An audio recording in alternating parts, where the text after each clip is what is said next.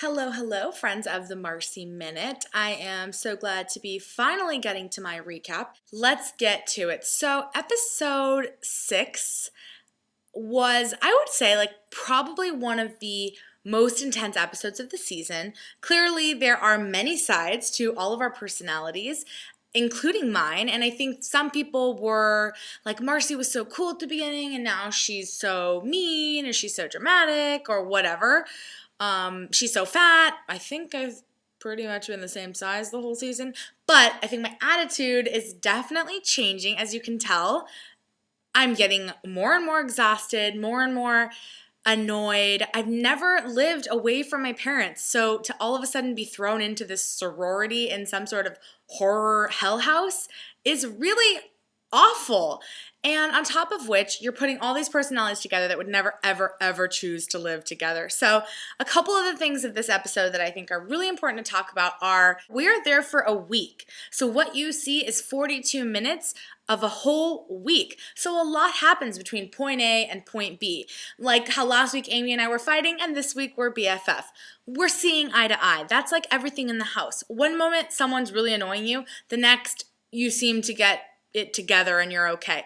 Now, some people you don't get along with in person, you don't get along with on camera, you don't get along with off camera, and I think the biggest surprise is how brave people feel in that little interview room. It's so interesting to me because one of the big issues in the house was gossip, and clearly we're alone when we do our interviews. The audacity of people to talk about you and say all these things, and we're obviously on a show and we have to say things, but how do you then justify it or sort of accuse others of talking about you? That's the whole thing. That's why reality TV is so interesting, because there's such a big blur between what's real and what's for TV. You know, those of us that don't consider ourselves actors, all of a sudden you go, wow, is that really me? Or is that the worst part of me? Or I don't know. It's really very interesting. One moment you're being told, don't gossip about other people and don't do this and don't do this and you're that and you're that. And then you're put into a tiny little room that's either really, really hot or really, really cold and being asked, so, what do you think about Amy? I mean, wasn't Hannah acting this way? Or,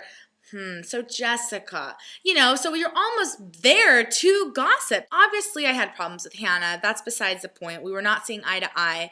I understand that the swap meet clothes did not come from our own pockets, but in my opinion, it's like bring everything together and take it to the pawn shop and see what happens. I wasn't concerned if the lady was going to take us seriously or not.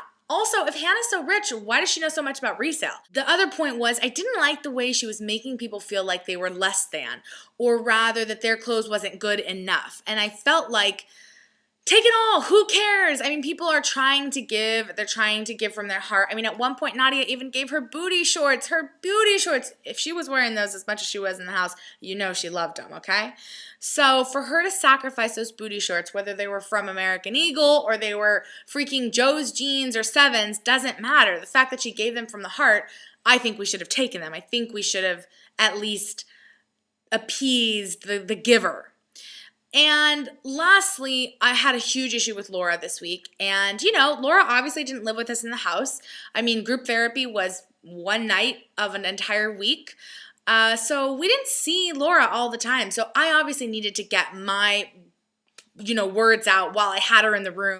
But there's just a huge disconnect, I think, between what's really happening, what gets put on TV, and the way that some people are made look like heroes and some people are made look like villains and whatever. I mean, as far as I'm concerned, it's all good. What you see is what you get. In the end, I totally stand behind my actions. I think at the job site, I was really concerned for the actual safety of the other volunteers, our girls, and the cameramen. I mean, at one point, that 2x4 was 1.2 centimeters away from a cameraman's knee. And I'm sorry, I don't care about anything or what's going to be funny, but to me, taking out someone's knee isn't. So that's when I think I got pretty serious about firing Hannah, and it wasn't some sort of power trip, and I certainly wouldn't have eaten her fist had she punched me in the mouth, because I highly doubt it's of any nutritional value. That's all I have to say about episode 6. I'm so anxious for episode 7 and 8. God, thanks for watching. All the new subscribers, thank you so much. It means so much to me that you even care about what I have to say. And on to the next. I'll see you guys next time.